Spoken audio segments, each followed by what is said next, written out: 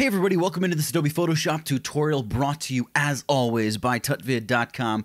Today, well, it's part 4. It's the final part of our 30 plus. It's turning out to be 30 plus features and techniques that every photographer should know in Photoshop. Part 4, we're going to do I think it's just tip 28 or technique 28 through about 36, unless I think of something along the way that we throw, and we might have 37, but 36 is what we've got on the sort of dais here for this tutorial. And as always, if you do enjoy this video, make sure you go ahead and hit the subscribe button, subscribe to this channel so you never miss another video tutorial in the future. And if you're looking forward to supporting the channel, looking for a way to support the channel, I should say, probably the best way is hit the little icon with the eye in it. It's like a white circle with an eye in it, and pick up a copy of my course all about how to retouch images in Photoshop. It's a great way to help us support the channel so we can keep making videos like this time and time again. So let's jump in and check out the fourth part, the fourth installment of this video tutorial series. And number 28, we want to talk about content-aware stuff in Photoshop. This is content-aware fill, content-aware scale, content-aware move,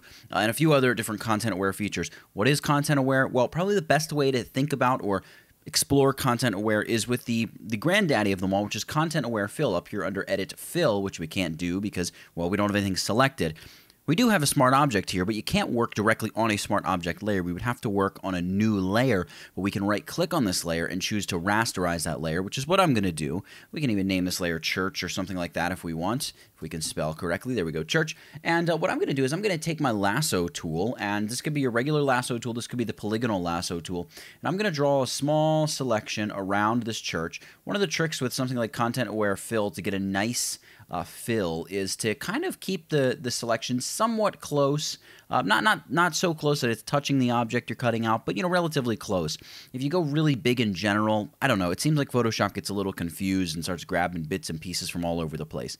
Once you create a selection, you simply go Edit, Fill, and from this drop-down menu, well, there you go, Content Aware. And I'm going to leave Color Adaptation checked on because that's going to allow Photoshop to go ahead and blend the color a little bit better. Blend mode of normal, opacity 100, great. Preserve transparency, I'm going to leave that off for now. And all I do is hit OK. And Photoshop's going to work its magic. And you can see here, if we go Select, Deselect, it's done a really, really remarkable job just making that church go away. Now, we can see sort of like a track mark or something of where it's left behind some blurriness. So let's take a look at some other content-aware features that'll help us clean up, when the bulk of the work's been done by content-aware fill, there's some other content-aware features that'll help us clean up what's left. And those can be found here in the Spot Healing Brush and the Patch tool. So Spot Healing Brush is a very quick and easy way to perform healing in an image. And look at that. There is a content-aware feature. And this works really well. It works very much like the content-aware fill does. But one of the cool things about this is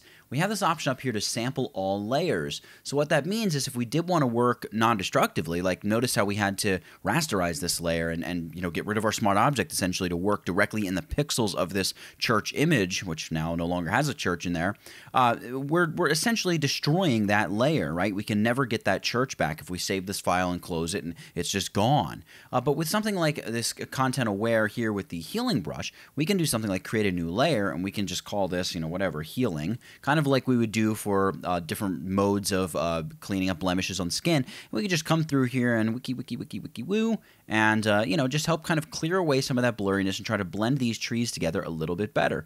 Down here in the foreground, maybe that tree isn't quite blending the way you want it to. You can just try mixing things up a little bit and see what you get. You can go through anywhere that looks like there's something that's out of place or doesn't quite blend the way you think it should blend. You can go in with this brush and clean it up, and you're still using that same content-aware method and technique and feature. So you can see there's no church left now, and it's kind of difficult to do a before and after unless we revert the file back to the way it was when we opened it here using revert, just because we've gotten rid of everything here, so we'd have to go way back in the undo panel here, and we're not going to do that. Now, I did mention a moment ago the good old patch tool here, and we'll load that up, and we're going to head over to another image here. Now, the patch tool has the option to do a normal patch, but also what we're going to focus on here is the content-aware patch. Go ahead and select content-aware, and we've got a couple options here. Structure, which is basically how much Photoshop's allowed to fudge the pixels, and color, which is basically how much it's allowed to blend the color. I like to let Photoshop do a lot of color blending. almost always you get a better result. But just know you have those features up there if something's going awry. We could zoom in on this, and we could do something like try to get rid of this entire window on the back of the building here. So we could take content aware patch, or yeah, we could take content aware patch to really just the patch tool. Whoops, I don't want to make a selection that big. Make a nice little selection around the window.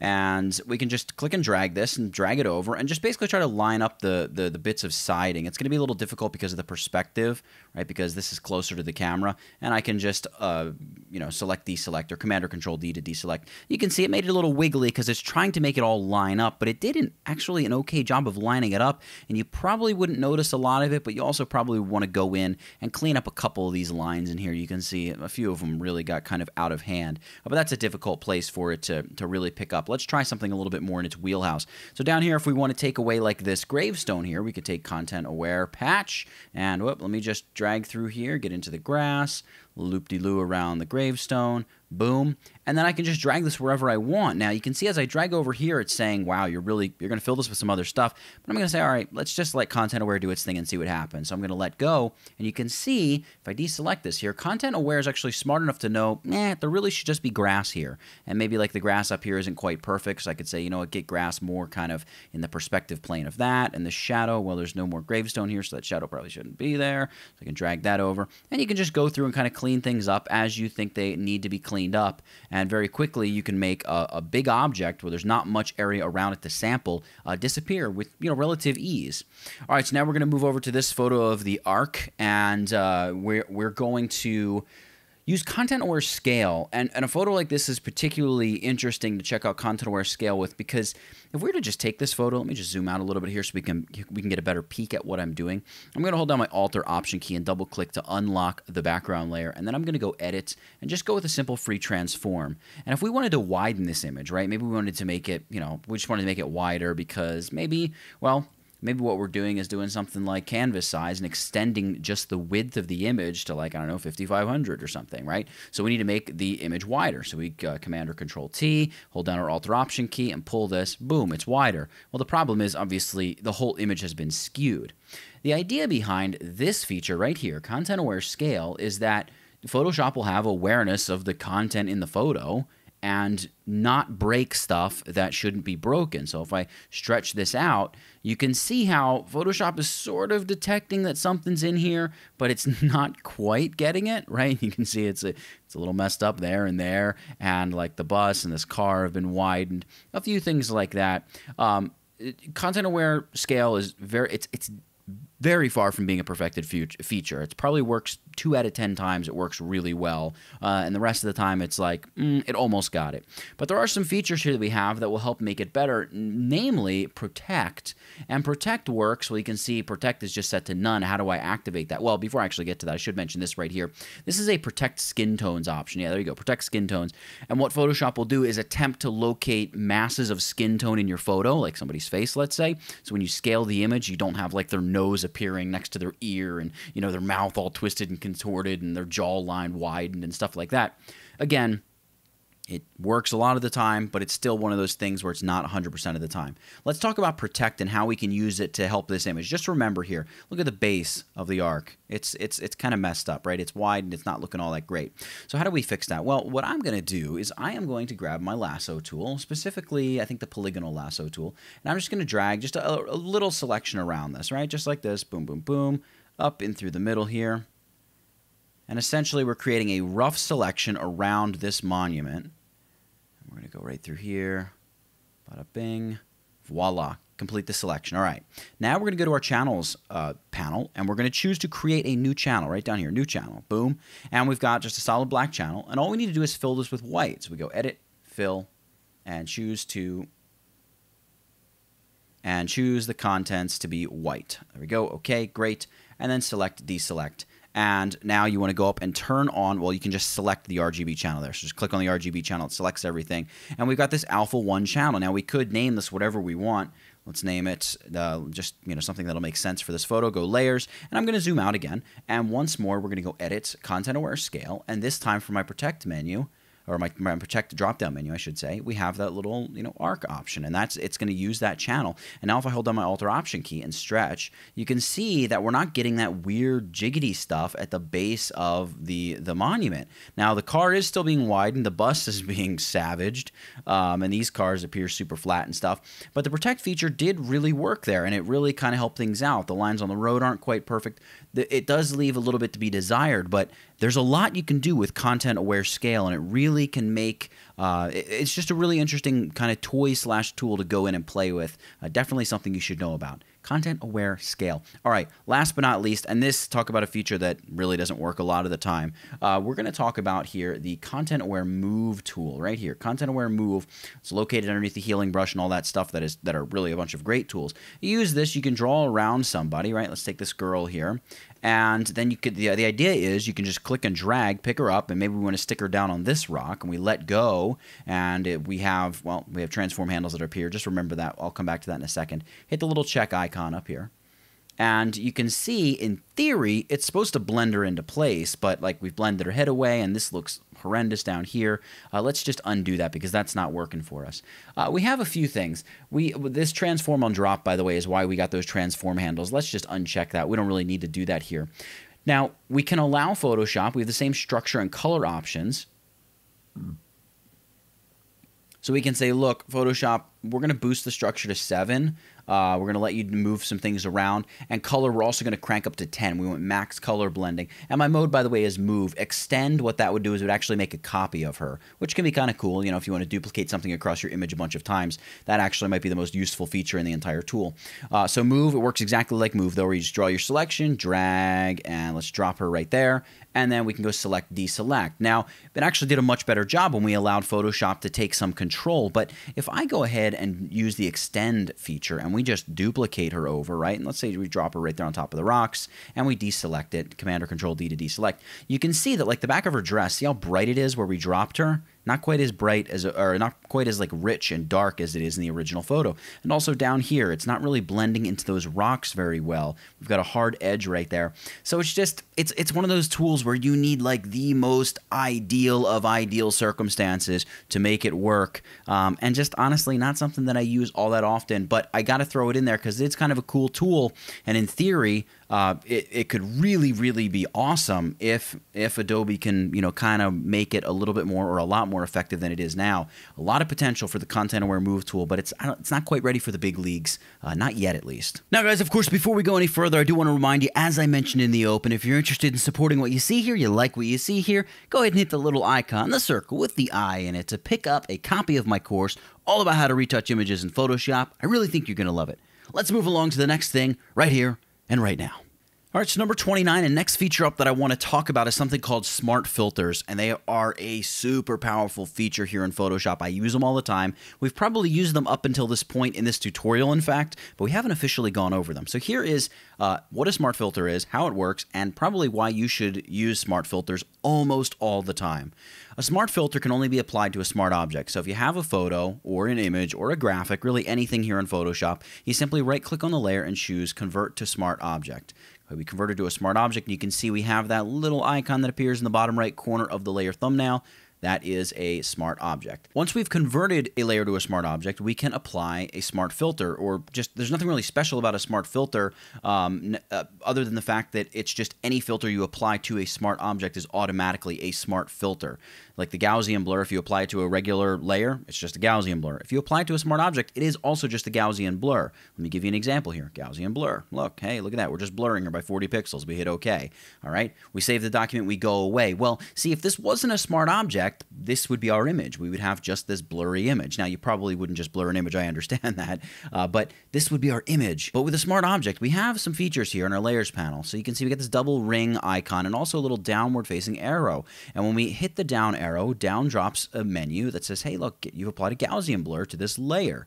And there's also a mask for the Gaussian blur, oh, by the way, in case you just wanted to blur a specific part of this layer. Remember how the mask works? If we fill this with black, we can just go Command or Control I to flip that mask, and we fill it with black, and all of a sudden the blur goes away. And if we take the brush tool and we're painting with white, and I paint over her face, all the blur comes back, but just on top of her face, and we're concealing her identity, right? That's kind of cool. I'm going to undo that, and I'm going to undo it again, take us back to the blurriness.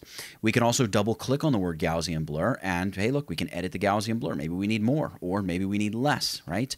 You can also have this option over here, this little icon, which is like your blending options, and here you can set a blend mode. So we could say, like, you know what, make the Gaussian blur apply as a multiply blend with the layer, and you can see what we get. Or we go overlay, and we're going to get like this dreamy type effect, right?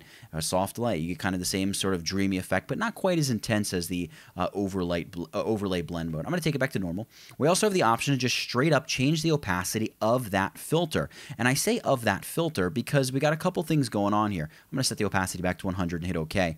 We got a couple things going on here. Well, let's say we do want to conceal the identity of her, so we're going to blur her like this, but we probably also want to apply something like a pixelate mosaic filter to this. And you can see now we're getting this crazy, effect. I'm going to hit OK, and now you can see the smart object saying, look, we got two filters going on here. We first have a Gaussian blur, and then on top of the Gaussian blur, we have a mosaic effect applied.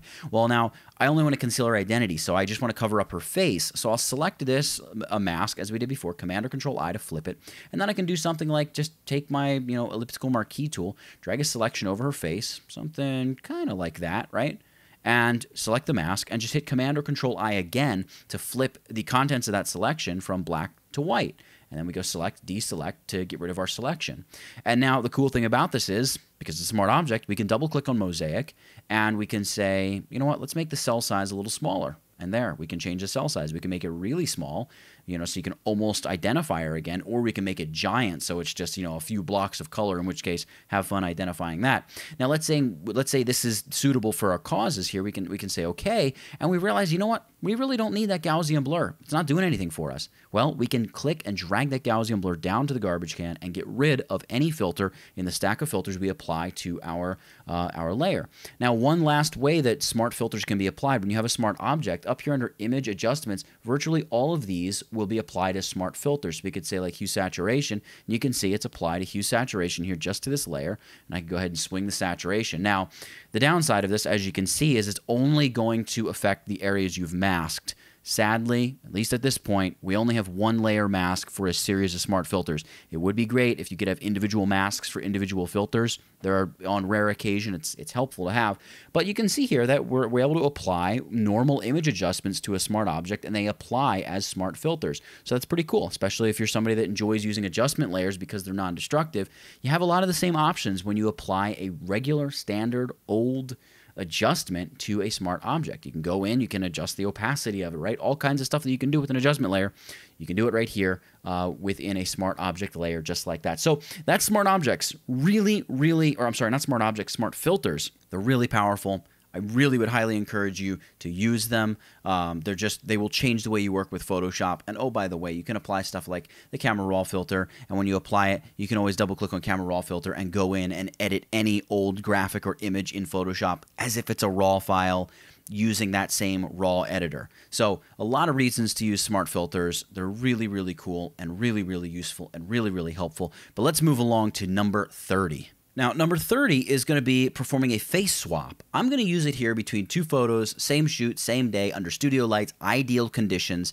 But this technique, and try it out, prove it for yourself. It's crazy what you can do with this technique. You can put an old person's skin on a young person. You can put a baby's face on a middle-aged person. You can take somebody from outdoor and move them to indoor light. There's so much you can do with this particular technique. It's got to be the best technique out there right now, at least, for performing a face swap in Photoshop. And the reason I'm using two photos under similar circumstances are because typically you're going to perform that face swap when somebody looks at the photo. She says, hey, like, I love my face in this one, but I just don't like my pose. I much prefer my pose here. Can we somehow get my face from here over to here?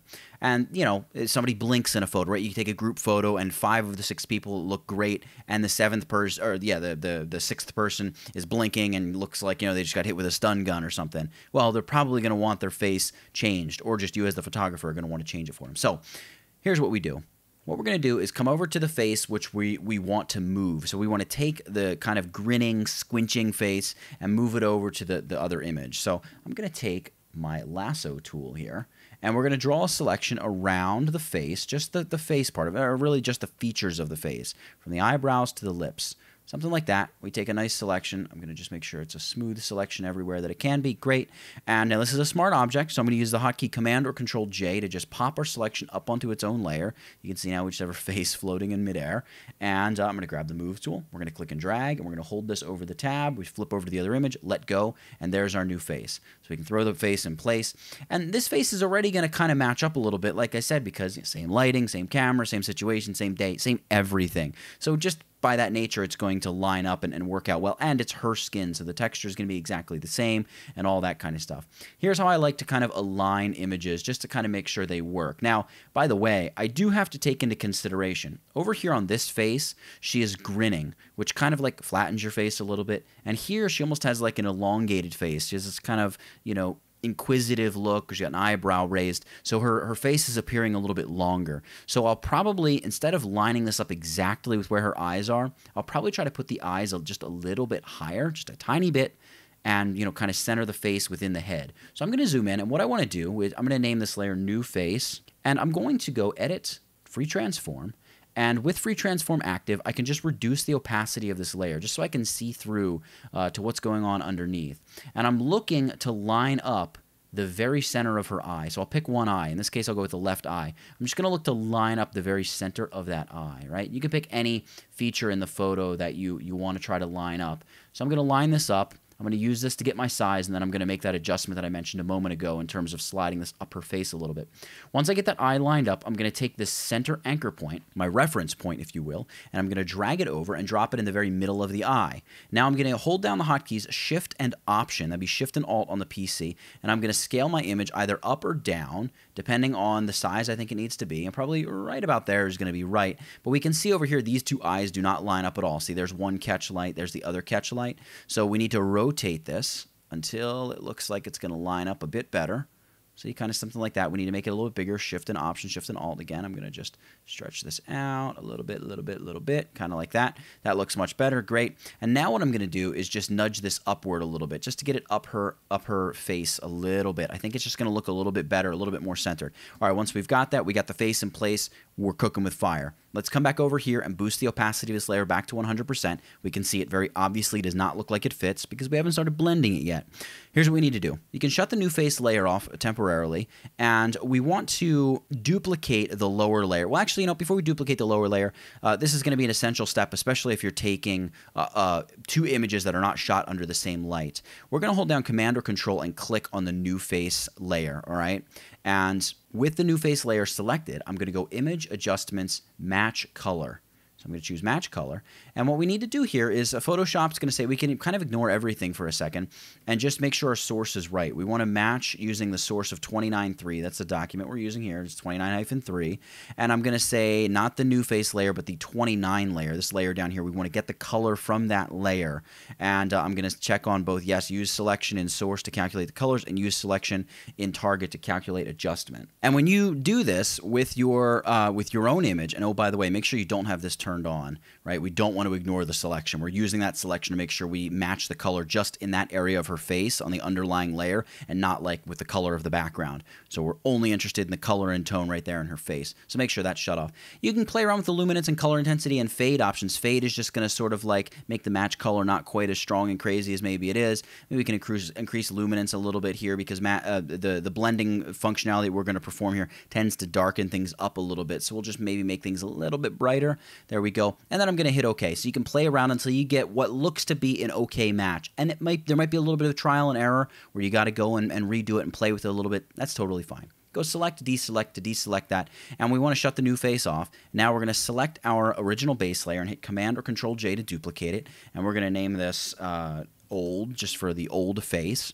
And I'm going to Command or Control click over here on the New Face thumbnail. I want to load that as a selection again, but I want to go Select, Modify, Contract. And now this all depends on the size of your photo. Smaller photos, you might only need to contract by like 5 or 10 pixels. I'm going to contract by 15 pixels here. But again, it just all depends on the photo that you have. And now what I'm going to do is hit my delete key or backspace key. And as you can see, Photoshop's going to say, look, we couldn't do that because this is a smart object. It's not directly editable, of course, right? That's a dumb mistake. Right-click on that layer and just choose to rasterize that layer. And in fact, while we're at it, let's just shut off the 29 layer just so we're not messing things up and try hitting the delete key once more. There we go. We knock out the center of her face. We go select, deselect. Now we can turn on the new face layer. So now new face is kind of in place. It's doing its thing. And it's time to try to blend this. So let's select the new face layer, hold down Shift, and select the old layer, and go Edit, Auto Blend Layers right there. And we're going to leave this kind of at the default of panorama. Yes, check on seamless tones and colors, and check on content-aware fill transparent areas. Hey, look, there's a little bit more content-aware going on. We don't have any transparent areas, though, but hit OK. And Photoshop is going to do its best to take these layers and blend them together. Whoops, let me undo that. And you can see what we've got is a pretty nice job. Now you can see it did in fact make this side of her face a little bit darker, so we could go in there with like a curves adjustment or something and just mask it to that part of her face, brighten it up a little bit more. But if we check out the before image, there's before and there's after. So we've gone in and very realistically swapped out this face and perfectly blended it. Now I know it took a few minutes to explain how that's done, but when you get this down pat and you're able to do it, you can swap and perfectly blend virtually any face in minutes. It's so fast, it's so easy, and it yields such a great result. It's my favorite way to merge and swap face, or swap and merge faces, I should say. So next up, number 31, we're going to talk about smoothing wrinkles from clothing. You can see we've got some wrinkles here. Now, just a quick disclaimer, when you're photographing anything like this, especially if there's an emphasis on the clothing, it's always easiest, or I shouldn't say always, but almost always easiest and best if you just have really well steamed and starched and ironed and pressed and whatever needs to be done to make those clothes sit on the model perfectly. But every once in a while, in fact, I shouldn't even say every once in a while, oftentimes there will still be wayward wrinkles and things. When you have a crazy wrinkled shirt or top or pair of pants or whatever, there's really only so much you can do. And the reason I say that is because virtually every type of clothing that you're going to be retouching has some sort of pattern. Like this shirt has this subtle ribbed pattern. Down here, these yoga exercise pants she's wearing, we could probably almost clone that wrinkle away because there's not really much of a pattern there. But I mean, think of most of the dress shirts and tops and dresses and jeans, and almost everything out there has some kind of subtle pattern. And if you start to mess it up, it almost begins to look like there's some sort of weird moire pattern happening there. Here's how I like to go about getting rid of wrinkles. Now, it doesn't always, or most of the time, I should say. I'm doing a lot of correcting here for this because it's not a perfect science. But a lot of times you can help alleviate the wrinkles. You're not going to necessarily get rid of them entirely, but you help alleviate them. And here's how I do it: create a new layer, and we've got this new layer. We're going to name this 50% for 50% gray. Whoop, I didn't say 50%. I said 50 carat, 50%. There we go. Ay, come on. Edit, fill. And we're going to fill this with 50% gray. Hit OK. There we go. We've got it. We're going to set this layer to the blend mode of soft light. Remember, we learned about this in dodging and burning, right? The quick dodging and burning trick. We're going to do essentially that. We got our dodge tool and our burn tool. I'm going to begin with the dodge tool. And I want to do the opposite of what we do when we dodge and burn. So when we dodge and burn, we would like look at her and say, all right, we get this highlight in her forehead. We want to boost the highlight in her forehead, make it a little brighter. She's got shadow along the edge of her hair. We want to darken that a little bit, make it a little bit more pronounced. She's got these muscles and, her collarbone and her neck and, her chest and down here on the edges of her clothing. And, all the shadows when we want to make it a little bit more shadowy and the highlights a little more highlighty. We want to do the opposite with wrinkles because obviously the only reason you can see the wrinkle is because there's a shadow there. So if we take our dodge tool and we say, you know what, you shadow, we're going to try to make you go away. And conversely, you highlight, we're going to hold down our Alt or Option key, which will temporarily flip our dodge tool to be a burn tool. We're going to make that just a little bit darker. You can see it's not perfect, but if I look at before and after, you can see it definitely makes a difference in terms of the wrinkles being not nearly as pronounced as they were. And you can do this with just about any wrinkle you like. And I like to go through and kind of clean everything up and make what needs to be darker a little bit darker and what needs to be a little bit brighter and make it a little bit brighter. And you can go through and you can really do a nice job cleaning up wrinkles to a certain extent, and preserving, most importantly, preserving all of the pattern in the cloth or the clothing as it was when you shot the photo. So I'm going to just back this up, and we can look. There's before, and there's after. And you can just, try duplicating that layer, Command or Control J, a couple times and see if it helps even more. That almost helps blend it a little bit more. Maybe you'll want to go and blur one of the layers, filter, blur, Gaussian blur, maybe like a 25 pixel Gaussian blur, just to make sure that it's nice and faded and spread out and not too harsh in this or that area. And, if we just look at, there's the photo with no change, there's the photo when we've increased and boosted and changed the shadows and highlights for those particular wrinkles. So that's the way I like to go in and help alleviate wrinkles in a shoot, especially where the clothing is kind of a prominent part of the shoot. Now, obviously, if you have a stylist on hand who's going to help make sure everything is steamed and pressed and flattened, that's the best of the best, and maybe you will only have a few wrinkles you have to come in and clean up. But hey, sometimes you're out there running and gunning it, and you just want to clean things up a little bit. This is one of the great ways that you can really help to alleviate wrinkles in clothing. All right, moving right along to number 32, we're going to talk about toning your images and color grading using a couple different adjustment layers. One of my favorite ways to tone and change the color grade of an image is with the gradient map adjustment layer. Now, before we apply a gradient map adjustment layer, I know that when I do this, it's going to increase the contrast of my image. So one of the things I like to do is use a brightness contrast or a levels adjustment. We're going to do brightness contrast to keep things just dumb simple here, and just reduce the contrast to -50. This is kind of like the preparation for the gradient map. Then we're going to apply a gradient map adjustment layer. You can see the gradients just black to white, not really ideal. We want to change the coloring and the mood of this photo. So let's say the color we want mapped to the darkest areas is going to be kind of like a deep pink color. This is just a very easy kind of go-to for some simple color grading. So we're going to get this like deep wine maroon color for the shadows. And for the highlights, we'll go with like a very light yellow, but like very light, very buttery. Maybe add a little more saturation in there, something like that. This is going to be noticeable. It might be a little bit too strong, but it'll be good for this because we'll really see what's going on. Then we simply set this blend mode to soft light. Now, soft light is what is going to really increase the contrast. You can see if we shut off our brightness contrast layer, we just have even more contrast. This just helps kind of keep the image flat and open things up a little bit. And gradient map is going to go ahead and give us that additional contrast in addition to the color mapping. If I shut these layers off, we can see there's the photo we dragged in, and there it is with some interesting, probably too heavy in terms of like the saturation of the color, some interesting color toning. Now, if I double click on this, I have I'm going to open up my gradient editor. I have a bunch of gradients up here that I could play around with, and I could say, you know what, let's try this one that has like the blues in the shadows and greens in the highlights. That looks kind of cool, and we're going to see what actually happens because the gradient map is still set to that blend mode of soft light. So I could come in here and I could say, you know what, let's go crazy with like this pink and yellow. Now this looks really bad because the colors are running the wrong direction, right? The pink should probably be in the shadow. So instead of flipping the whole gradient, let's just hit the little reverse button here for the gradient map. Doesn't really look all that great. We can see, there we go, there's like a blue and purpley type color. There's a very hot pink. This is a pink and yellow. Once again, the colors are just going the wrong direction. You can really go through here and pick anything. We've got a yellow and a red, all kinds of different stuff here. This kind of wine tone, we've got this wine color, and once again, we just want to uncheck the reverse to set it back to the way it was. We just have these nice kind of subtle colors that we're applying. It's giving us this nice wash of color and contrast over our image. Now, once we've done that, maybe that's our color grading, or maybe we want to take it a step further. And you can take it a step further, and a lot of portrait photographers these days, I see them using color balance. And I use it a little bit, but not to the extent that some other people do. But it's a really great way to go into like the shadows of your photo, right? Just change the tones to shadows and give your shadows that nice blue color that a lot of people really like. It can be a really cool when done well. Maybe a drip or two of cyan in there and see what it looks like with some magenta. Then we can go over to the highlights. You can give your highlights this really beautiful like warmth with some red and yellow thrown in there for his skin tone.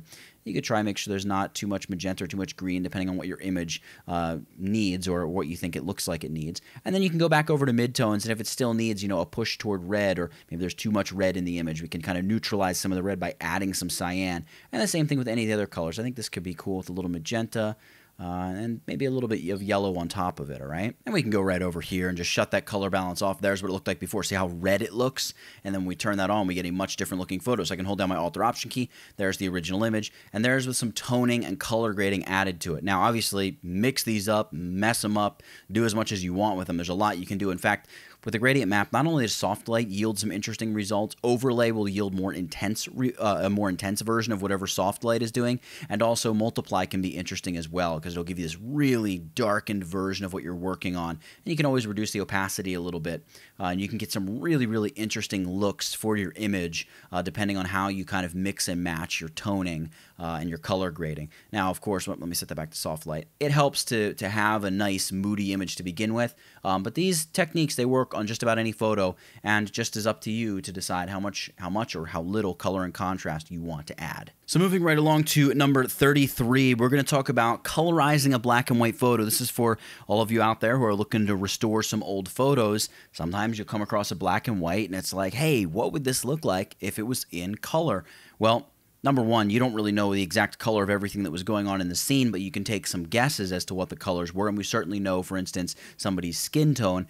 Sadly, there's not really rocket science in Photoshop at the moment that would say, like, all right, if this part of her forehead is this color, her hair must be that color. There's nothing like that. But what we can do is go in and kind of hand paint those effects and those colors in place with the correct blend mode. So we're going to just blast through this photo and make this woman, or make her appear in living color. So here's what I like to do. First of all, with the brush tool, I'm going to be using this to paint and unmask my layers. I'm going to begin by painting her lips and her fingernails the same color, probably the same shade of red. So let's go ahead and add a solid color adjustment layer. You can do this, by the way, layer, new fill layer, solid color. And we can name it whatever we want. We could say lips, nails if we wanted, but I'm probably not going to name all the layers. And I'm just going to pick a red, kind of, I don't know, darker, but definitely very saturated. Hit OK. And I'm going to set the blend mode of this layer to color. Now you can see the image has a huge red shift, which is no good. I'm going to select, I just clicked there on the layer thumbnail, or for the layer thumbnail for the mask, I should say. And I'm going to invert this, Command or Control I to fill it with black. And now my foreground color is set to white. So I'm going to be painting with white. I'm going to zoom in, and I'm going to begin with her lips. And this is where it really is helpful to have a graphics tablet. We can just come through here, and we can begin painting and uncover the color of her lips, or what we think the lips should be. Now, this is like a very, very vibrant red, but have a little bit of faith in the color you select, because just remember, any color you add to the image right off the bat is going to look super vibrant because everything around it is completely desaturated. So just keep that in mind, all right? I'm going to move around this little bit of smoke she's pushing out of her mouth. We are going to paint over the smoke, but I don't want the red to be quite as intense. So what we'll do is we'll set the opacity of the brush tool. We'll hit the number 5 to set the opacity of the brush tool to 50, and then we'll just paint over the smoke just so there's like a faint bit of red. You can tell the lips are supposed to look red behind it, but the smoke is also assuming some of the color of the lips as well. Let's move over here to her fingernails, hit the number 0 to push this brush back to 100 in terms of opacity, and we're going to paint red over these nails. And, you know, you can paint as quickly or as slowly as you like. We just want to go in and knock these nails out ASAP. All right, great. So you can see just very quickly we can go in and get the nails. Maybe I'll zoom back in. That doesn't quite look perfect, right? You can kind of see what looks to be some fringing along there. Whoops, we want to make sure we paint with white. Yeah, we definitely have what looks to be some fringing along there. So I'm going to paint over that, and then I'm going to use my foreground color set to black, and I'm just going to kind of fade that together as perfectly as I can. Now if I back out, still not quite perfect, but I think it looks good enough to be convincing. All right, great. So there we go. We've painted lips and nails. We've got them red. Now let's go for her skin tones. We'll paint face, neck, shoulder, and her arm. I'm going to create another solid color adjustment layer. And this is where, obviously, it depends on the ethnicity of the person which you're painting, but I'm going to go with kind of like an orangey brown type color. Hit OK. And we'll try setting this to blend mode of soft light. That's not bad. We can also try color and see what color gives us. I think I'm going to roll with color for now. We can always obviously change the blend mode later. Once again, select the layer mask, Command or Control I to flip the foreground background, or I'm sorry, to flip the color from white to black, not foreground background colors. And then we'll come in here and we'll begin painting. So I'm going to begin with her fingers, and I'm just going to paint in and fill all this in. And it's really just a matter of, you know, painting over. And as you're painting, I can see that this orange is probably a little bit too intense, a little bit too strong. But, you know, I know I can change that afterward, either by changing the color of my solid color adjustment layer or trying, like, you know, that soft light blend mode again, something like that. But we have got lots of options as we just hammer out all of this stuff. Look at us moving along here. And yeah, as you can see, that color is quite a bit. I mean, maybe if she invented the first self-tanner or something. But we're going to come in here and we can now, because we have the color blend mode set, we can really tweak this and get just the perfect skin tone for her. Something I think like that would probably be great. So we're just taking a lot of that saturation out of there. You know, maybe it's still a little bit too tan. Back it up a little bit more. Yeah, something like that maybe. Get a little bit more pink. A little bit more kind of pink fleshy color. Oh, no, that's way too much. Continue desaturating, pushing it around kind of until you, I don't know, just until you get a color that you think is suitable. I'm not going to spend too much time messing with it. That works for me. But obviously, as you see now, we're really beginning to colorize the photo. So now let's take a look at colorizing the hair. Well, you know, actually, let's do the eyes first, and then we'll do the hair next, because the eyes are going to be pretty easy. We're gonna leave it kind of black around the eyes, black and white, but we're going to make her actual eyes blue. So we're going to go with another solid color adjustment layer. Solid color, and we'll just choose like a nice light blue, and we'll set the blend mode to color, and we'll select that layer mask once more, Command or Control I to just flip that. Let's zoom out just a touch, and well, I'm going to grab my brush tool here, and we're going to simply paint into the eyes. My foreground color right now is black. It needs to be white, so hit the letter X, make the brush a little bit smaller here, and paint there, and fill in her eyes with a nice vibrant blue. Obviously, it's way too blue. I know. We're just going to fill in her eyes, and then we just reduce the opacity of this color fill layer to, I don't know, something like 40 or 50% opacity. And you can see just says just a nice touch of blue there to her eyes. Now, of course, you could make it any color you want. I'm just going with blue here because, you know, I had blue eyes. That's like an iconic thing, right? Now, in order to get the color of the fur she's wearing and her hair, I think it might be easier to use a color balance adjustment layer rather than a color blended solid color layer. So let's try that. Let's go color balance, and let's begin with shadows here and infuse a little bit of red, maybe some yellow. Let's go to midtones here, and we'll go yellow again, red again. Just watching her hair. Maybe it's going to be a little bit too saturated if we make it like this. Something like so. Yeah, maybe something like that. It might have a little bit too much red in it, but we can always back the red off. Let's make sure we have that layer mask selected, Command or Control I to flip it.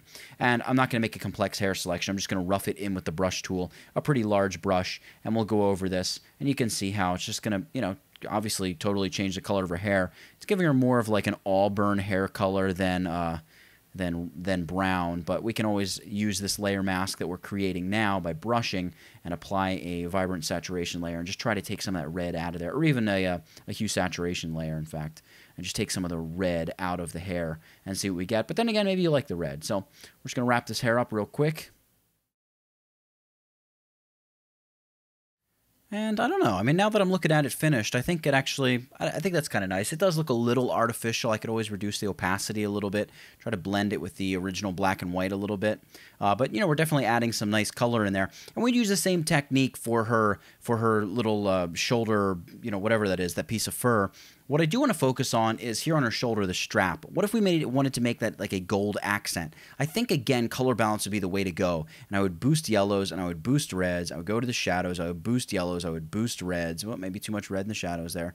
And then I would go to highlights and I would boost yellows and I would boost reds a little bit. Maybe give it a kiss of magenta as well. Something like that. Once again, select the layer mask. Command or Control I to invert the layer mask and come in here with the brush. And now we're just going to do some sort of more fine, detail-oriented brushing and just get in here and add this color. And by adding this color, what you're seeing is the rest of the strap that is black that we haven't even touched just is beginning to look like it belongs because there's so many color elements around it that as you look at the photo, you're just going to assume that her dress is like a black dress and therefore there really shouldn't be any color in it. So that's something that's kind of cool by going in and just, you know, setting off a nice accent like these leaves that we're making or we're turning into gold leaves is going to do for your photo. Yeah, so if we back that off just a little bit, you can see how it just adds that nice gold touch.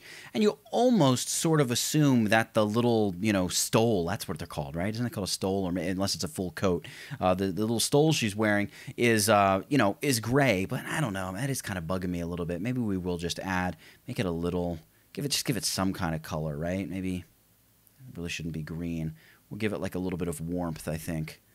Add a little bit of red and yellow, something like that. Maybe a touch of magenta as well. Select that layer mask. Command or Control I to that. And this, talk about a rough paint job here. This one's going to be kind of rough because we're just going to go over it really, really, really quickly and just paint that right in. Yeah, I mean, it doesn't look the greatest, but, you know, it just adds a little bit of color right there to that whole part of the photo as well. And you can see Well, we can look at the before by holding on Alt and clicking on the eyeball for the background layer. There's before, and there's after. We've gone ahead and we've given this kind of retro feel, and we could, just like we did before with the color and the toning and color grading, we could go to like our gradient map here, and we could say, you know what, yeah, let's give this like a nice, you know, blue to sort of the beachy green color grade. Hit OK and set this to something like soft light. And it may just give us way too much contrast, in which case we can go beneath it, add that brightness contrast layer, reduce the contrast a little bit. I don't know. I kind of like the retro vibes I'm getting without reducing the contrast. You can see there's before some color toning, there's after. It definitely sort of pulls all of the colors together and makes the photo look a little bit more realistic. Like it still looks like an old photo and the colors are off. But, you know, you have a lot to work with. And in fact, with the hair here, it almost looks like there's a little bit of green in the hair. So we could always slide the magenta in a little bit more. We go into highlights, make sure we're not adding any green to them. Just add a little bit of magenta, maybe get rid of a little bit of the reds. And we can see that kind of neutralizes that color in the hair a little bit, makes it appear a little bit more like true retro photographed brown hair. So that's how you go ahead and you convert a photo from black and white, colorize it, make it a full color photo. A lot of tweaking involved and a whole lot of painting, but man, it's really cool when you look at the final finished product and you see what you've got. Now, sliding right along to number 34, we're going to talk about lens correction, but particularly extreme lens correction for photos like this, architectural photos shot on a wide-angle lens, where you have this kind of effect where it's like, say this building that's not very straight up and down. The building back here is not looking like it's straight. We got this crazy slant over here. How do we make some of these corrections? And in fact, as we make these corrections, you're going to realize why when you look at a lot of different types of architectural photographers' websites, the buildings have these very kind of peculiarly shaped looks. And you'll see exactly what I mean when we take a look at this. First thing I want to do is make sure I'm working with a smart object. I just have my standard background image. By the way, photo of downtown Pittsburgh. Such a cool city with such nice people who live there. Love that place. All right, so I'm going to go convert to smart object to convert this to a smart object. And I'm going to go filter adaptive wide angle. Now, there are some transform tools down here in the camera raw filter that are really powerful as well. But for the extreme situations, I find myself going to adaptive wide angle more times than not. Lens correction, honestly, I haven't used it in so long. It could be because when adaptive wide angle came along, this is a beast. So we're going to open up adaptive wide angle here, and you're going to see exactly what I'm talking about. Right off the bat, Photoshop is going to, well, it's going to take a second to load up, but it's going to attempt to give you a correction here. I'm going to just zoom my image out so I can see everything. And this is attempting to correct an image based on Photoshop's auto correction. I don't like auto correction. I want to go to perspective correction, which is almost always what I use. Fisheye can actually work really well for fisheye photos, as you may well expect. But perspective is what I'm going to roll with here. And you're going to see it's going to make some changes, but not really that many, because I'm interested in using this first tool that they have selected for us, which is called the constraint tool, as the tooltip indicates. And I want to begin drawing lines in areas of the photo that should be straight lines. For instance, this yellow line in the middle of the road should be straight, so I'm going to just go ahead and drag that line all the way down like that. And you're going to see adaptive wide angle is going to just kick the image out and straighten that for me. Cool. Now, obviously, the edge of this building is like way messed up. So we're going to begin drawing some lines straight up and down this big building here right in the middle of our photo. We've got a corner right here. So I'm going to drag up this corner, kind of like that. And, whoop, I got to make sure I let go near the top. And Photoshop will say, all right, that's probably supposed to be a straight vertical line. We'll try to straighten that a little bit. Let's come in here near the middle of the building and drag a line up like that. And you can see Photoshop's got an idea of the perspective of the photo because the line is following what should be straight in real life. And I click, and it's going to try to straighten that a little bit. I'm going to do the same thing out here with this outer edge of the building, right? Because that really shouldn't be all bent and bowed like that. The outside of this building really should not be bowed. So I'm going to draw a line down the outer portion of that like that, try to straighten that up. Cool. And you can see we're making some progress here, but we can really force this thing to become much more straight. If we select any one of these lines, and like this one should be a vertical line, we can right click on it and we can choose right there. We got horizontal, vertical, or arbitrary. I'm going to roll with the vertical and watch some crazy things are going to begin happening here. So I'm going to lock that to vertical. I'm going to select the line over here as well, and I'm going to right-click and tell Photoshop, yeah, we want to make that a vertical line as well. And you can see what's starting to happen where the base of the building is now beginning to look like it's, you know, kind of pinched in, and the tops of the buildings are starting to look like they flare out a little bit. This is that look I was talking about that you'll see on some architects' websites or architectural photographer websites. I'm going to set this line here to vertical as well. And give Photoshop a second. It's going to just reset it. And there's going to be a line here in the middle that we set as well. We could set that to vertical. Or what we can do as well is down here, like this little porch awning, that is not straight, right? So we should probably take a line and drag it out from that. Something like that. And then just tell Photoshop, right-click on that, and we'll set this to be a horizontal line. So we're going to say, yeah, make that straight horizontal because that awning probably is level in real life. And we could do the same thing here for the base of the building. We could like take a line right here across what should be the base of the building, probably right about there. And we'll straighten this out. We're just going to right-click on it and, of course, set this to horizontal. You can see the whole thing just begins to push and pull the photo into, you know, a more proper perspective. Now, the buildings do look a little weird, but, you know, I don't know. It kind of has a little bit of that architectural photography charm to it, but there's some things we can do to combat this as well. I'm going to set this line here on this building here, and we're going to set this to a vertical line as well, just to make sure we're not going too crazy. I'll set that to vertical, and Photoshop will do its little thing. But I think we've kind of cleaned this up a bit more than certainly than it was when we brought it in, and you can see a lot more than something like the auto correction would have done for us. So let's go ahead. Well, we can shut off preview. You can see there's the photo straight out of the camera, which is, yeah, it's really not a bad shot. I kind of like it. But, you know, if we want to really begin straightening the lines in the photo, this is sort of that straightened version of the image. Let's go ahead and hit OK. It's going to render this out in Photoshop. And at this point, we can just zoom out, and we would go ahead and crop the photo. So we can grab our crop tool here and just, you know, kind of push this down a little bit and pull this in a little bit and pull this in over here a little bit as well. And this is our image. So, yeah, it might be a little painful losing all of the stuff out there, but we go from an image that looks like everything is laying over and tilted over to an image where everything, it still looks a little weird, but everything is very much stood upright. And by the way, if I do something like Filter Camera Raw, when you're applying these changes in Camera Raw, one of the great things that Camera Raw has for us here under Transform is this aspect tool. So this is going to allow us to kind of push and pull the photo this way or that way to help kind of alleviate some of that bizarre bowiness. So that's kind of cool that we can go in and do that and clean that up. And of course, you have other stuff like offsetting the X and Y if you need to push things around, or maybe just straight up scaling the photo. So you want to say, you know what, give me a little bit more of my photo, and I can then go and crop it. So we can hit OK here. It's going to re-render everything in Photoshop. And we can see, bring up the crop tool once more, and now we got a lot more image to play with. But you can see we brought back a lot more of the image by using some of this stuff there available to us in Camera Raw. So going and playing with lens correction, there's a lot you can do in Photoshop when it comes to lens correction, and a lot of really cool stuff. And by the way, like down here in the corner, if you do have transparent areas, that's a great place for something like content-aware fill, or using one of those content-aware blend tools if we want to maintain this smart object, which is a good idea because, oh, by the way, we can always hit this down arrow and go back into adaptive wide angle and mess around with stuff even more if we wanted to. But we can always go ahead and content-aware fill in some of those transparent areas as well. So just something to keep in mind there as you're working your way through this. And by the way, for those of you that may know about this feature here called content-aware in the crop tool, we're going to talk about that in a minute. I know we didn't cover it when we talked about content-aware at the beginning of this video, but this content-aware doesn't work when you're on a smart object because you can't use content-aware on a smart object directly. So that's the reason I didn't just do it from the get-go. Now, number 35, we're going to talk about lens flare and light leaks. This is kind of, it's not, I wouldn't say essential, but it's a really cool thing that you can do here on Photoshop, and it can add a lot of depth and drama to your photo.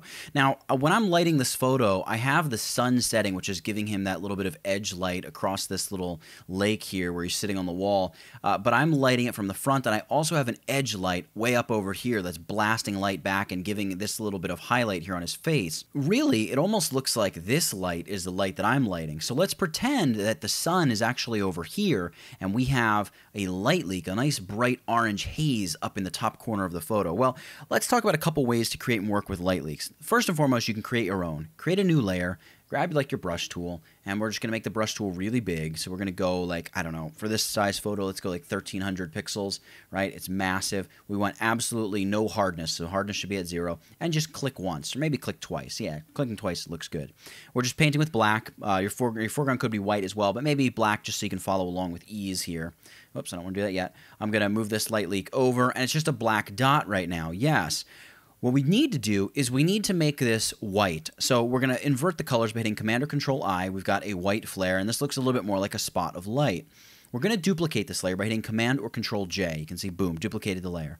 I'm going to select the bottom layer. In fact, I'm going to shut the top layer off, and I'm going to go Edit, Free Transform, and I'm going to make this maybe like 115% wider and taller, so 115 both on the width and height up here in our free transform options, and then I'm going to choose to commit that change. Now that I've done that, I want to colorize this, so I'm going to go Image, Adjustments, Hue Saturation, and this isn't a smart object or anything, we're just straight colorizing it. We're going to tick on Colorize, right, as you may well imagine, and because it's white, we're going to darken it a little bit. So I'm going to darken it, and I want to flood it with saturation, so you can see bright red. Well, we actually want it to be more like orange, right? More like the sun. So we're going to go with like a nice orange. Hue of 40 works great, and I'm going to hit OK, and there we go. We've got a nice orange light, but we're not done yet. We're going to set this to the blend mode of screen, and you're going to see immediately it's going to begin interacting with the underlying photo. We're going to turn on our white option, and we're going to set this to the blend mode linear dodge add, which is not going to change much because it's solid white in the middle, but this really interacts very much like sunlight or any kind of backlight would when you adjust the fill opacity of a linear dodge add layer. So we're going to reduce the fill opacity. You can see how it's like bleaching out the highlight details. It's really cool. We're going to just drop this down to like, I don't know, 30% fill opacity, and we'll adjust the opacity overall of the big orange layer as well. Maybe knock that down to like 80%. I'm going to zoom out a little bit, and let's select both of these layers now. So I'm going to select the top layer, select the bottom layer, and we'll go Layer, and choose to group these layers. And now with this layer group, I can free transform the entire group by going Edit, Free Transform. It's going to now move and transform both layers at once, and I need to make this much bigger. So grab any corner handle, hold down Shift and the Alt or Option key, and scale it up. We want to make it massive because the bulk of this is actually going to be outside of the image, right? You can see how we got this haze coming in from this top right corner, and then I would check to commit that change, and now you can see there's before we added a light leak lens flare type effect, and there it is after. So that's pretty cool. Now another option that you have is use the link down in the description of this video, and you can download, I have this free pack of light leaks that I'm giving away. You can use stuff like this as well. So I could say, all right, let's try this. This is an interesting looking light leak. Let's drag this into this image, and we'll go ahead and position it. Maybe I'll make it a little bit bigger here. And that looks pretty good. And with this, we just want to get rid of the black, but save the color. So we're going to use the blend mode screen. And you're going to see we've got this crazy color happening. Now, maybe those colors are not at all what we want. Like, why do we have teal down here? Why is all this pink there? Maybe we don't want that. Well, we can use a color balance adjustment layer here, and we can clip it to just that light leak layer by using the hotkey Command Option or Control Alt and the letter G. And then we can shift the hue. So we can shift the hue, and we could see if there's anything in there that we like. And maybe there isn't. Maybe this light leak just isn't going to work for this photo. I don't know. We go with something like this that's a little bit more red, right? And then we can just reduce the overall opacity of that light leak, or maybe even take it and just drag it off image a little bit more. You can see there's before the light leak, there's after the light leak. So those are both ways that you can add light leaks or lens flares to your image. Another way is to use Photoshop's built-in lens flare, and this typically conjures horrific scenes in one's mind, but let me just show you a couple tricks to using this tool. It still doesn't produce the best looking lens flares, but you can do some cool stuff with it. Let's go ahead and add a new layer here, and we're going to fill this layer by going Edit Fill. We're going to fill it with black. Again, we're filling it with black because we want to be able to set this to the blend mode screen and get rid of all the black and just save the lens flare, but we can't create a lens flare unless we have pixels on the layer already. So that's something to keep in mind.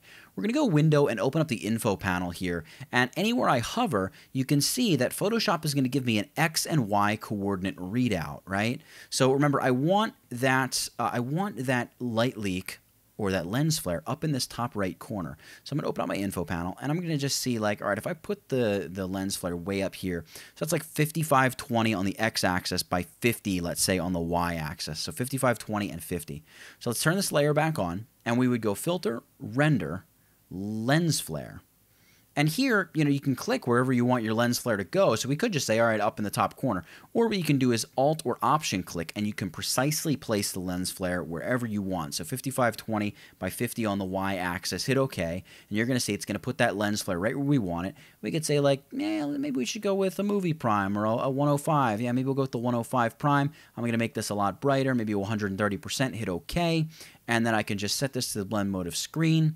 And I could even at this point just go Command or Control U, apply a hue saturation to this layer, and we could colorize this. So we could say colorize, and I can see that we got some red coming in, but maybe we really need it to be orange, something like so, hit OK, and then just reduce the opacity a little bit, and we just get some nice orange haziness off to that side of the photo. So a ton of stuff you can do with lens flares, light leaks, you name it, here in Photoshop. They add a lot of drama and depth to your photos, but if you add them too much, it can definitely get old and just plain not look good after a little while. So use them subtly and where they kind of make sense, and you'll get some really, really good results. So coming down the home stretch, slide into number 36 here, we're going to talk about sharpening and selective sharpening. Actually, 3 different techniques of sharpening we're going to cover in whole. Now here, this is already a smart object that I have, so we can apply sharpening very easily, just a global pass of sharpening. Now one of the things about applying sharpening is you really probably should be at 100% when viewing your image. Right here I'm only at 50%.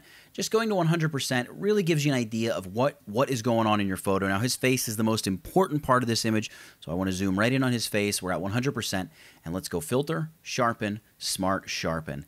Now here with Smart Sharpen, I can click anywhere in the image to set the loop. Right now we're just over a blurred background, so I can choose to view maybe like his eye here, and we can change the amount. We can give it a bunch more. We can change the radius, and we could choose to reduce noise as well, wherever noise may be added out in areas of like solid color in the photo. Then you also have a lot of advanced features in terms of fading the amount of sharpness in shadows or highlights. Particularly in shadows, this can be very helpful because a lot of times if you're in an area like over here, you can just see there's a lot of grain in there. There's not really detail. The only detail that's there is grain.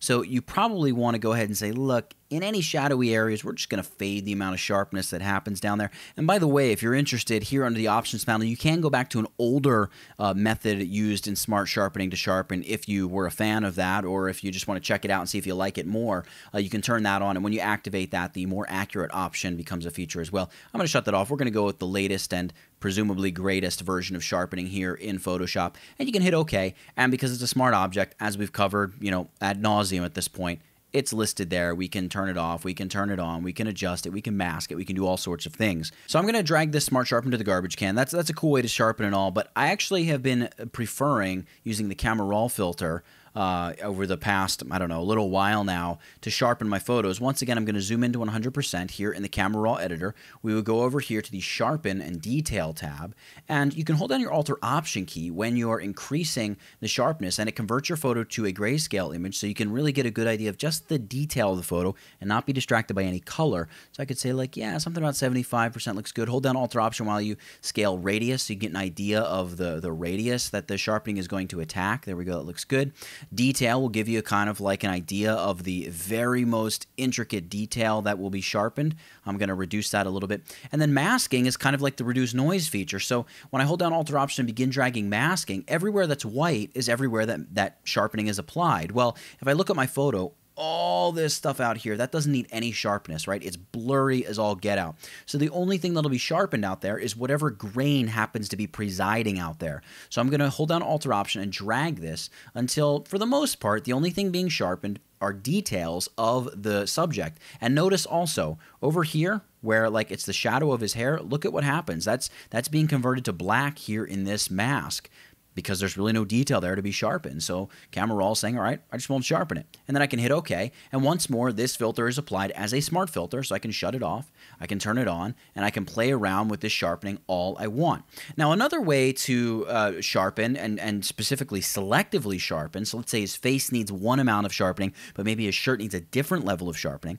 One of the ways you can do this is using Quick Mask and quickly segmenting out your image. So over here, I have this Quick Mask option. Now, what I want to do before I begin to edit in Quick Mask is double-click on the Quick Mask layer, or the Quick Mask icon. It'll bring up this dialog box, and the default is color indicates masked areas. I want to set this to color indicates selected areas, all right? I'm going to hit OK, and you can see I'm just going with a color of red at an opacity of 85. You can do whatever you want there, whatever you feel best about.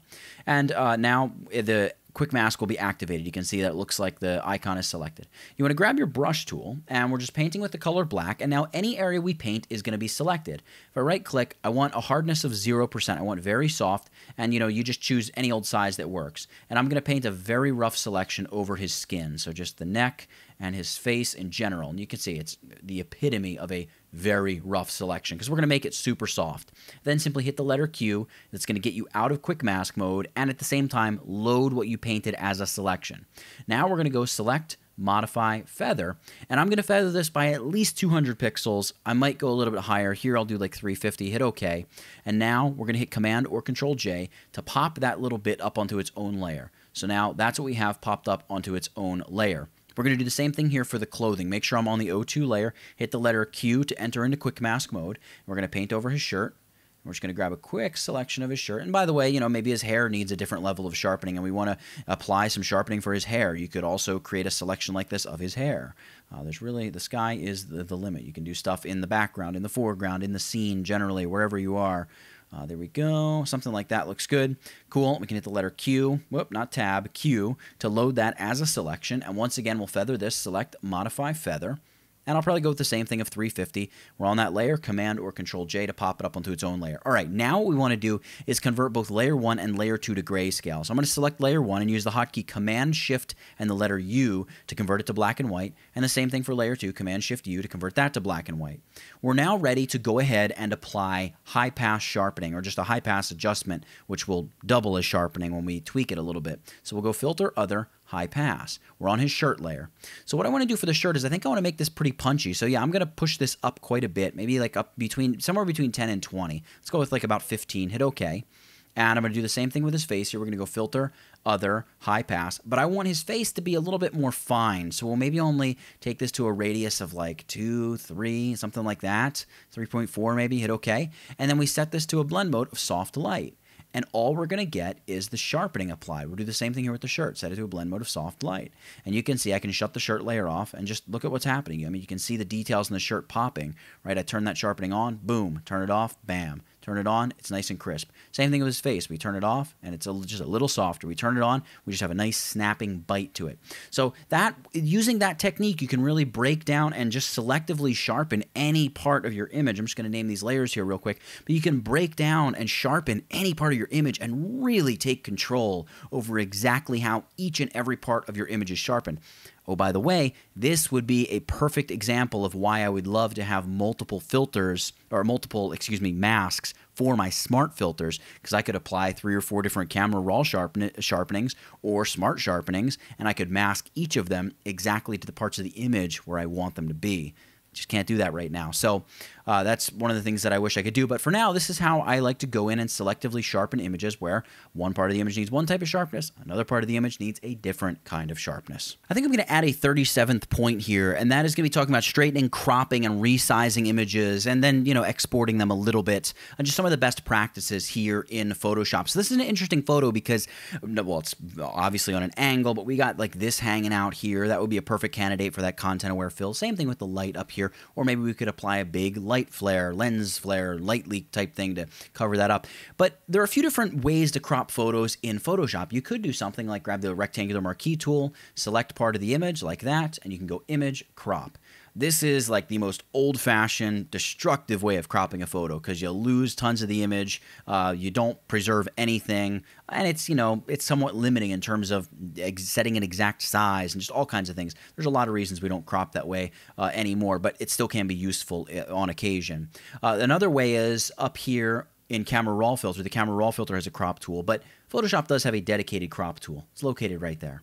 Now this tool is great because we can zoom out.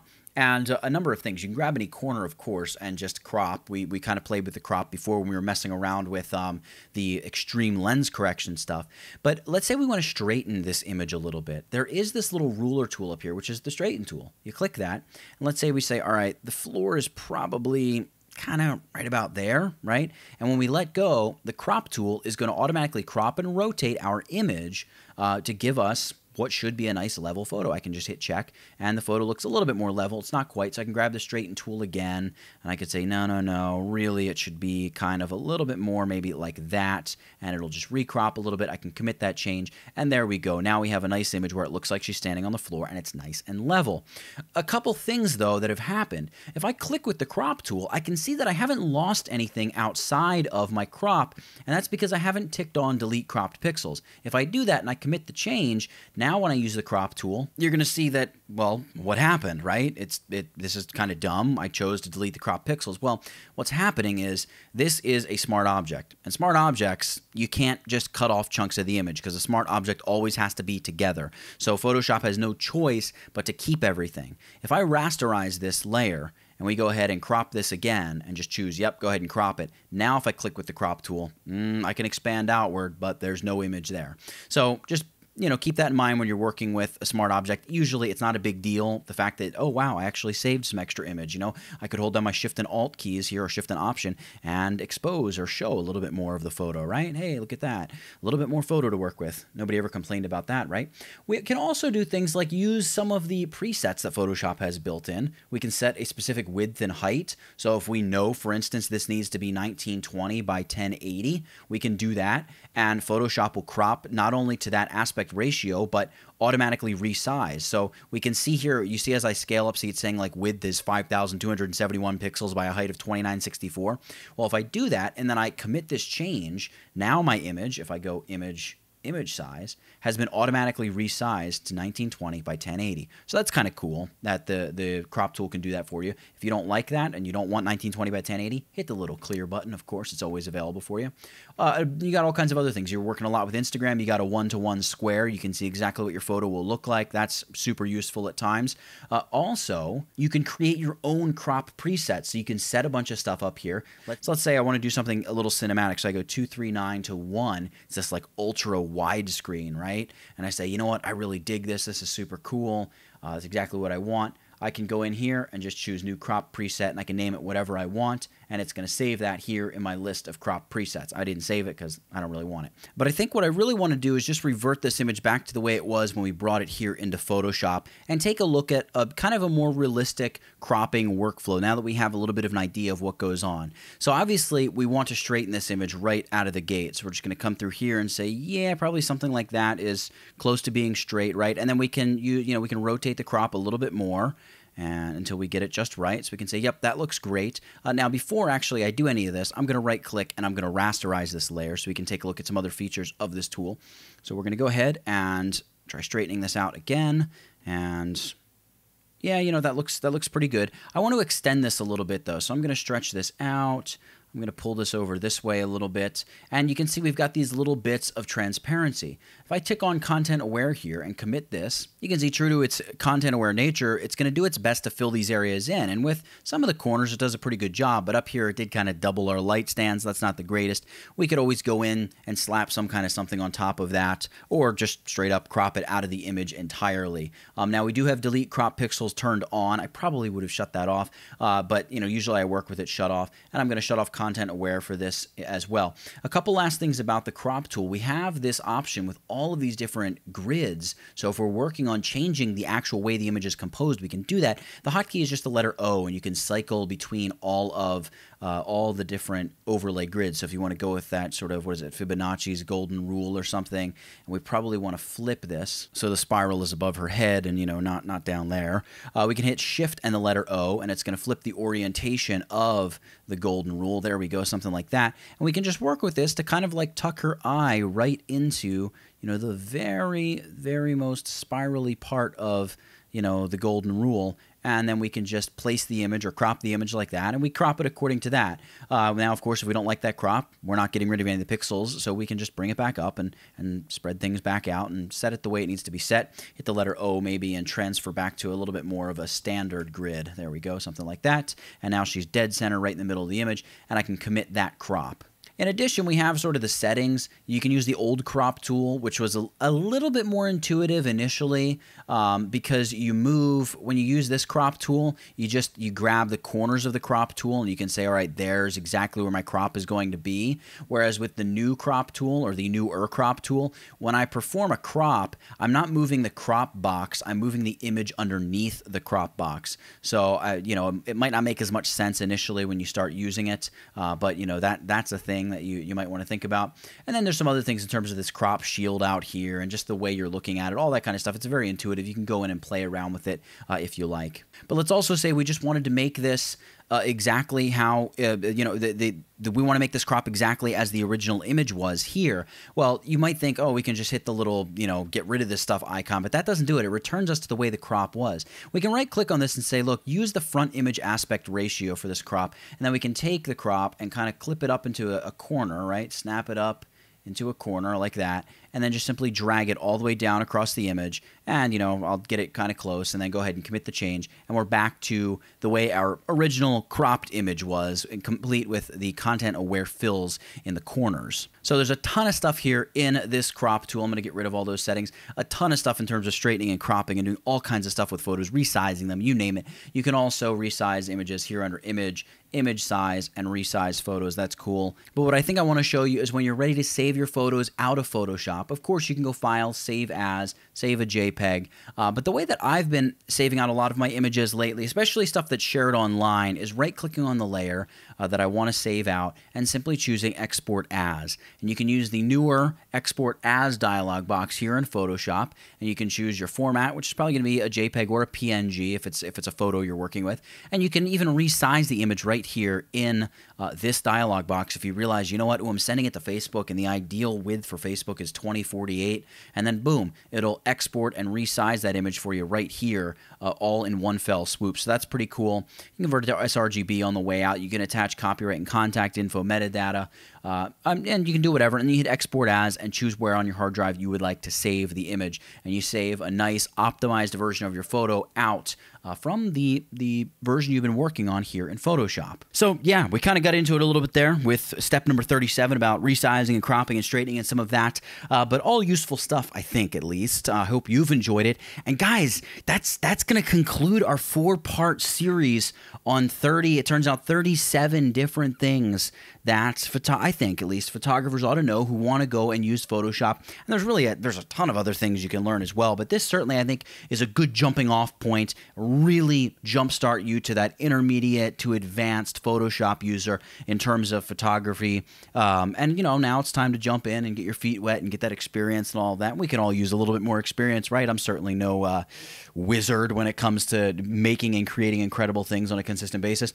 But yeah, this is going to be it for this series. I really hope you've enjoyed it. Again, make sure you subscribe to this channel. Go ahead and pick up my copy or a copy of my course all about how to retouch photos in Photoshop. If you've enjoyed this course, I really think you'll enjoy that as well.